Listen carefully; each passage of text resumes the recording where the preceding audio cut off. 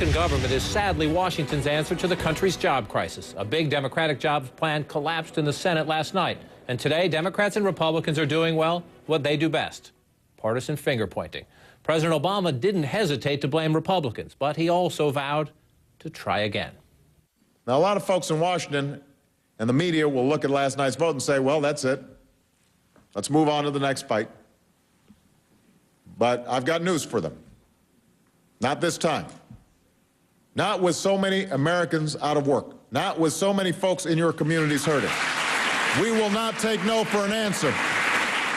And to hear Vice President Joe Biden, the White House simply can't fathom the Republican opposition.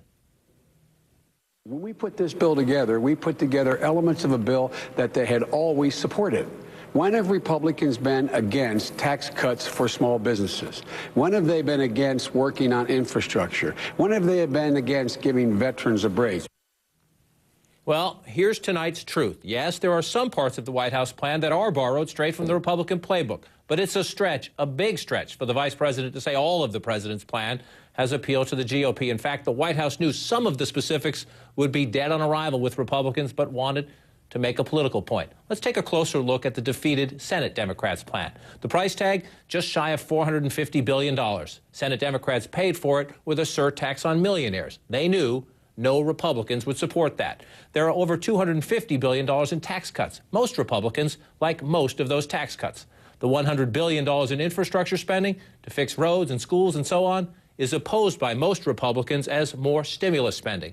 And Republicans are mixed on the other $100 billion in federal aid. Most are willing to extend unemployment benefits, but only if other spending is cut to pay for it. But Republicans oppose aid to help states pay for teachers and first responders, again saying that's more of what they consider the president's failed stimulus approach. So what now? Both the Democratic president and the Republican House Speaker say they are open and ready to pass smaller bills designed to spur job growth. Here's the question, though. Can they agree now on those? Republican Representative Marsha Blackburn of Tennessee can help us find the truth there. Where is the truth, Congressman? If the Speaker says let's do several bills, the President says, can you reach agreement? Can you tell the 25 million Americans out there who are unemployed or underemployed we're actually going to help you? The American people are saying, and this has bipartisan support, let's get government out of the way. What we've done in the past hasn't worked. Big bailouts, TARP, stimulus, son of stimulus, not any of that. There's no single bill that is going to fix the job situation.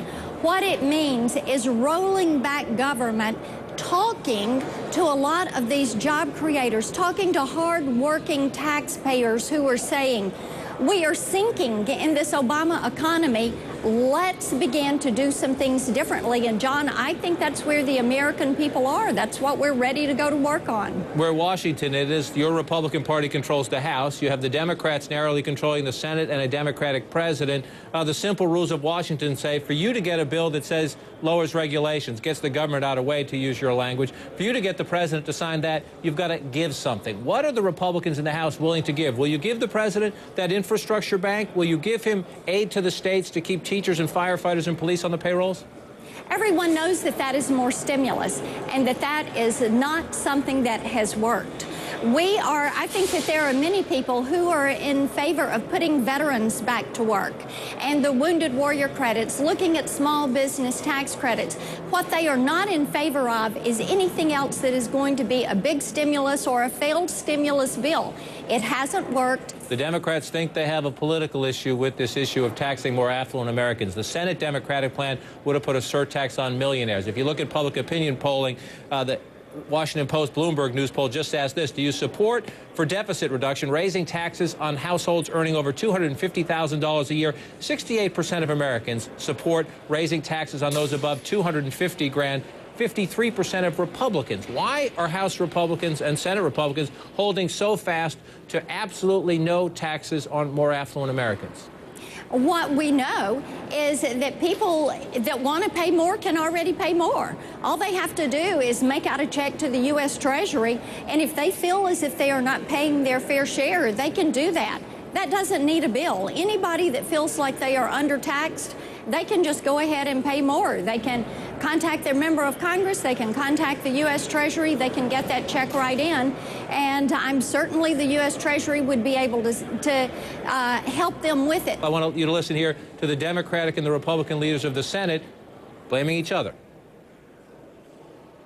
It seems as if the Republicans don't really want to put Americans back to work. They believe a weak economy means a weak president. Nothing could be more ridiculous and absurd as to suggest that Republicans are somehow rooting against our economy.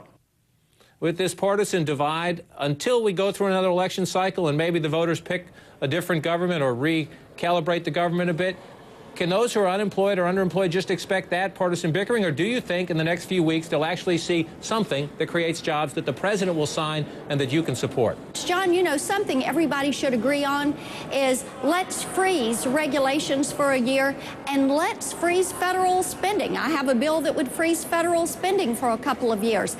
Let's let our employers have some certainty. Let them begin to know what to expect for the next couple of years. So just freeze it. Stop the madness. And let's say, all right, let's push all this aside. Let's freeze it. Then let's begin to get some of these regulations off the book that are actually impeding the growth of jobs.